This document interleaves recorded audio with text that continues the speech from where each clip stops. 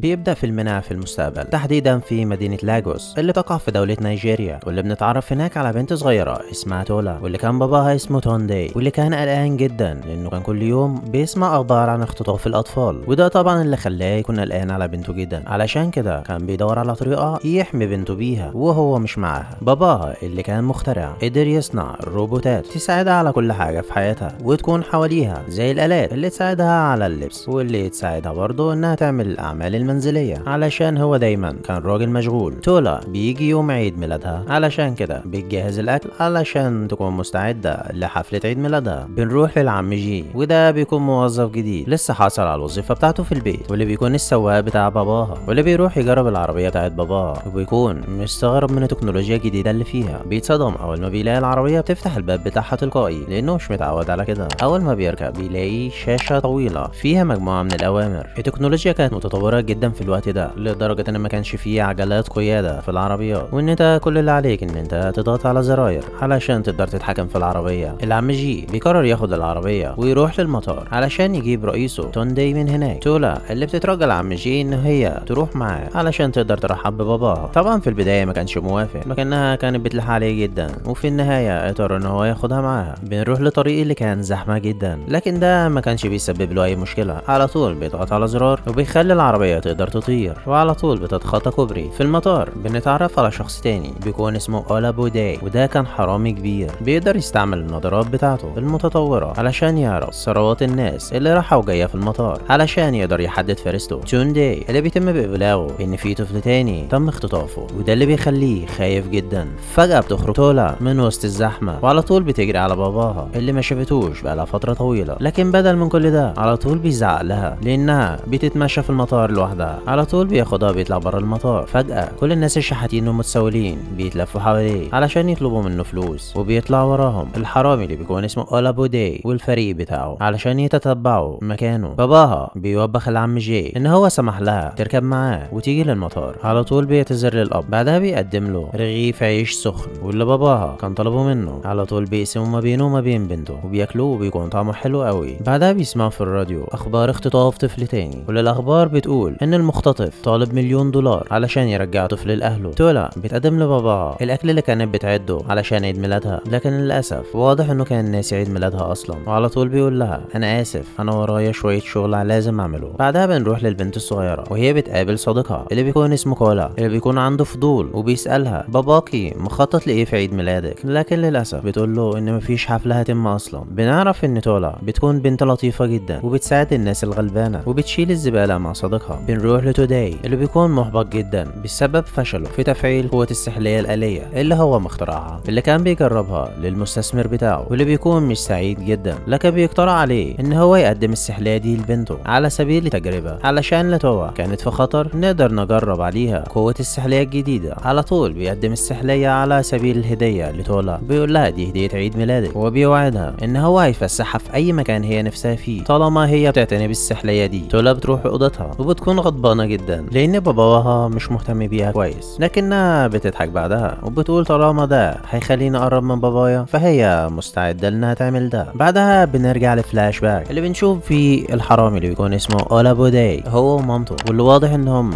كانوا شغالين عند عيلة غنية، لكنهم بيطردوهم من البيت لانه سرق حاجات من البيت. ام اولا بتتوسل للست صاحبة البيت ان هي ترجع تشتغل في البيت من تاني علشان تقدر تسدد الديون اللي عليهم، لكنهم بيقفلوا الباب في وشهم. ام اولا بتروح علشان تعنف، لكنها بتكتشف ان هو سرق الفلوس من البيت علشان يشتري سلسلة ذهب ويلبسها، وبدل ما يشعر بالندم على طول بيشتكي من الناس الاغنياء دول وبيحقد عليهم من الملابس اللي بيرتدوها ومن طريقة حياتهم، وانه ازاي مش عايش العيشة دي زيهم. بيقول لها احنا نستحق بعض الاحترام من العيلة دي، وان الناس دي برغم ان هم معاهم فلوس كتير لكنهم بيدفعوا لنا فلوس ما نقدرش نعيش بيها حياتنا حتى. بنرجع لزمننا الحاضر لأولابو اللي بقى زعيم عصابة كبيرة، واللي بيقابل المساعدة بتاعته اللي بيكون اسمها هابينس، اللي بتقول له ان هم حصلوا على الفلوس اخيرا من ابو طفل اللي خطفوه اخر مرة. على طول بيضحك وبيقسم الفلوس على باقي فريق العصابة. بعدها بيأمر هابينس ان هي ترجع طفل لاهله ويجهزوا علشان يخطفوا طفل تاني، واللي بيكون البنت اللي اسمها تولا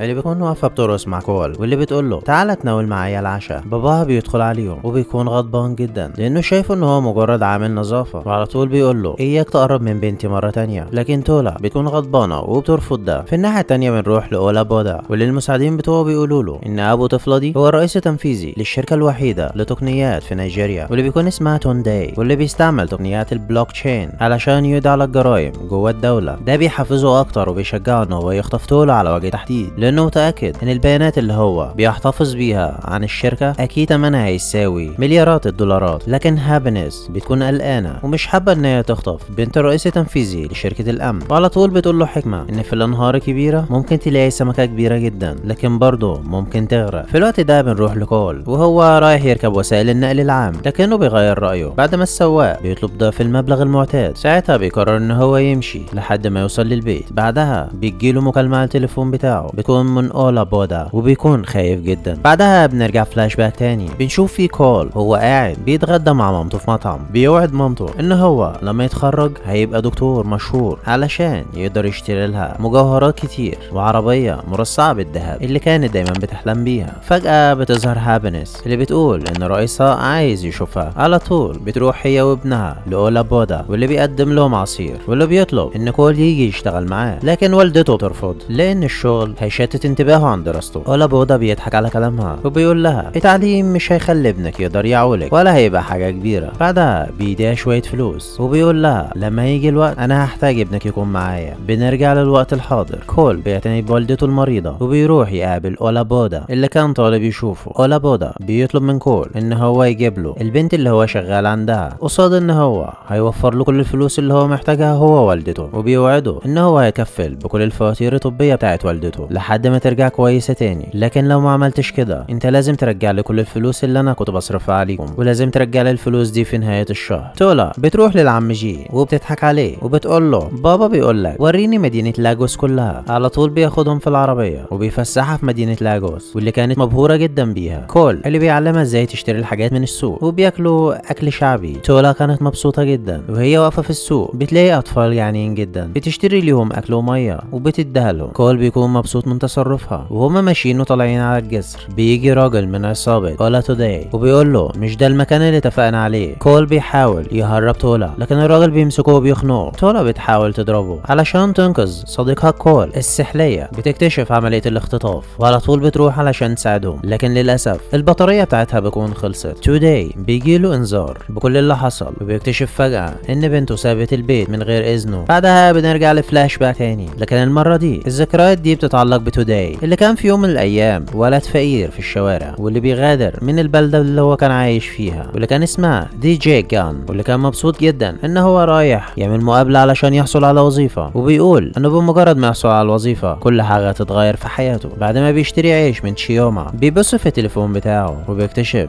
ان هو اتأخر عن المقابلة بتاعته، لكن بالنسبة له الموضوع كان سهل ان هو يوصل في الميعاد. على طول بيطلع من الشنطة آلة بيلبسها في رجله واللي بتساعده ان هو يجري بشكل اسرع. على طول بيوصل لشركة التكنولوجيا الخضراء وبيقابل الرئيس التنفيذي للشركة. على طول بيبدأ يكلمها وبيقول لها هو ليه يستحق الوظيفة في الشركة. وبمجرد ما بيطلع الادوات اللي هو اخترعها بنفسه الرئيس التنفيذي للشركة بيعجبها الموضوع وعلى طول بتديله الوظيفة. بنرجع للوقت الحاضر، توداي بيستخدم الكمبيوتر بتاعه علشان يدور على بنته وعلى طول بيكتشف ان بنته تم اختطافها. فجأة بيظهر له قناع عملاق على شكل آلي وبيطلب منه ان هو يدفع 50 مليون دولار مقابل ان هو يرجع له بنته والا مش هيشوفها تاني، وان الوقت المحدد ليه ساعتين بس. هابينس اللي بتاخد تولا لأولا ديبو اللي بيتصدم من قد ايه هي محترمة جدا ولطيفة وبترحب بيه لانه طبعا عارف ان البنات الاغنياء بيكونوا متغطرسين ومغرورين جدا. بنروح لكول اللي بيقابل عم جي وعلى طول بيقول له ان اولا اتخطفت. بيندم وبيحس بكارثة اللي حصلت لهم لانه عارف ان هو كده هيخسر وظيفته. على طول بيركب العربية بتاعته علشان يروح يدور على تولا. كول اللي بيترجاه ان هو محتاج مساعدته الاول علشان ينقذ والدته. اولا ديبو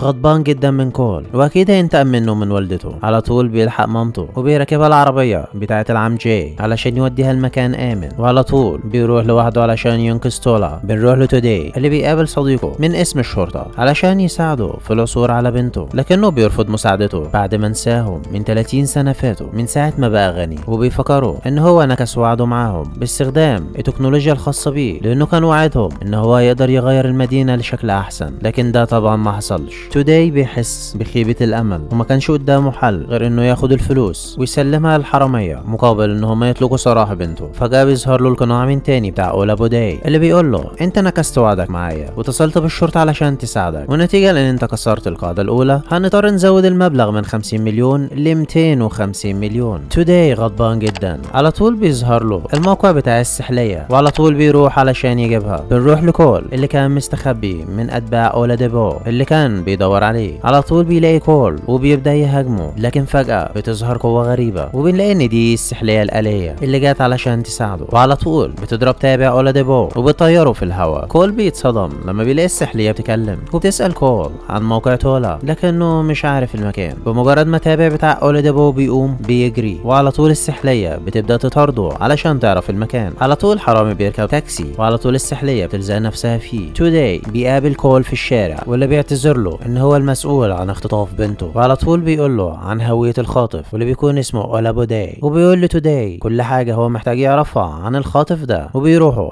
علشان يجيبوا تولا. في الوقت ده العم جاي بياخد مامة كول وبيوديها للبيت بتاع توداي وبدأ يهتم بيها. بعدها بنروح لتابع اللي بيروح لاولابوداي اللي بيسأله ايه الكدمات اللي على وشك دي، اللي بيقول له انا رحت عشان اقبض على كول لكن فجأة خرجت سحلية آلية وبدأت تهاجمني. على طول اولابوداي بيحلل الموقف وبيعرف ان مفيش حد ورا الموضوع ده غير توداي لان هو مخترع وشغال في شركة تكنولوجيا. اولابوداي بيقول ان توداي مش مستعد ان هو يدفع المبلغ ده في بنته وان هو عايز يقتلنا. فجأة بنشوف السحلية وهي بتتسلل في المكان وبتطلع لأولا اللي كانت محبوسة في أوضة، واللي بتكتشف ان السحلية بتقدر تتكلم وان تم تكليفها بحمايتها، وبتقول لها ان هي محتاجة تتشحن من تاني علشان تقدر تطلعها من السجن ده لان بطاريتها منخفضة جدا. توداي بيروح للمكان هو وكول اللي بيقول لتوداي ان مامته قالت له قبل كده انه لما يكون وسط رجالة اقوياء لازم يسجل كل حاجة بيقولوها. على طول توداي بيطلب منه التسجيلات بتاعت اولابوداي اللي يقدر يستخدمها علشان يهدده. توداي بيبعت رسائل لاولابوداي وبيطلب منه اطلاق سراح بنته والا هيطلع التسجيلات دي وينشرها حوالين العالم. في الوقت اللي بيكلم فيه توداي بيأمر هابينس ان هي تتعاقب توداي باستخدام اشارات الهاتف بتاعته، وعلى طول بيحددوا الموقع بتاعه وعلى طول بيقبضوا عليه. اولابوداي بيقول له ان انا مش هسمح لك ان انت تهرب ولا هسيب بنتك كمان الا لما تسلم لي قائمة طويلة بكل عملاء الشركة بتاعتك وصافي الثروات بتاعتهم، وكمان تمسح اسمي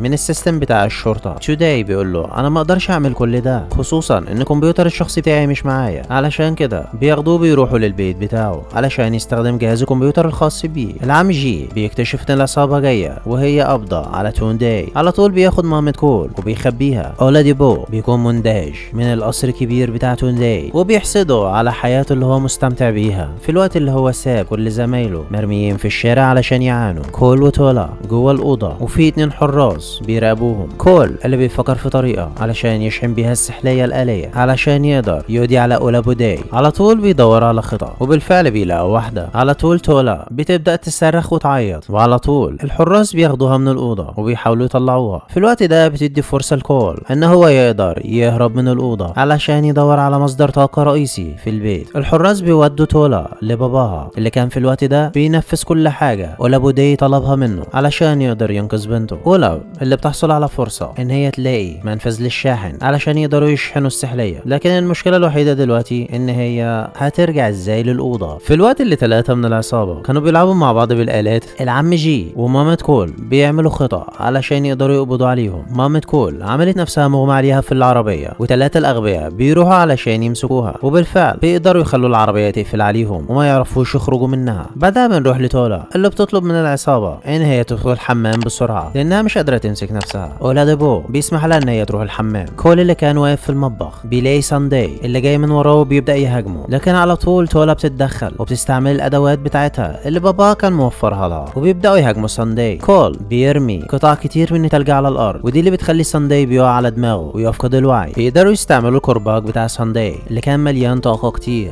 على طول بيوصلوه بالسحلية اللي بتبدأ تمتص طاقة كهربائية من الجهاز، لكن السحلية كانت بتحتاج طاقة قوية جدا لدرجة ان هي امتصت طاقة كهربائية اللي في البيت كله. فجأة هابينس بتظهر وبتبدأ تهاجم الأطفال، لكن على طول السحلية بتكون اتشحنت وبتقوم علشان تدافع عنهم. هابينس بتستعمل دراع آلي من ضمن الاختراعات اللي توداي كان صنعها، لكن فجأة السحلية بتتحول لعملاق ضخم وبتبدأ تهاجم هابينس. على طول السحلية بتأمر تولا ان هي تهرب وتروح لباباها. تولا بتروح لباباها اللي كان بيتضرب من اولابوداي اللي بيتكلم عن قد ايه الناس الاغنياء دول شريرين، واللي بيقول ان هو يستحق الفلوس اللي هو بيحصل عليها من الناس الاغنياء، لكن طبعا هو ما كانش عارف عارف ان النضارة اللي تولا لابساها بتذيع كل كلام اللي بيقوله على شاشات المدينة كلها. اولا بوداي لما بيكتشف كل ده بيحاول يهرب ويتخلى عن الفريق بتاعه، لكنه بيلاقي السحلية واقفة قدام الباب علشان تمنعهم. اول ما بيلاقي كده بيطلب المساعدة من فريقه، لكنهم بيقرروا اخيرا ان هم ما يساعدوهوش لان هو اتخلى عنهم في البداية. وعلى طول السحلية بتقدر تقبض عليه وعلى طول بيسلموه للشرطة. كول بيرجع لمامته تاني اللي بتكون فخورة بيه، وتوداي بيعتذر لبنته تولا لان هو كان بيقلل من شأنها. توداي بيقرر ان هو يهتم بكول في المدرسة لحد ما يقدر يحقق حلمه ويبقى دكتور مشهور. وبكده يكون خلص الفيلم. يا رب الملخص يكون عجبكم. ما تنسوش تدعمونا باشتراك ولايك وتقولنا رأيكم في كومنتات، ونشوفهم في ملخص جديد. وكل سنة وانتم طيبين.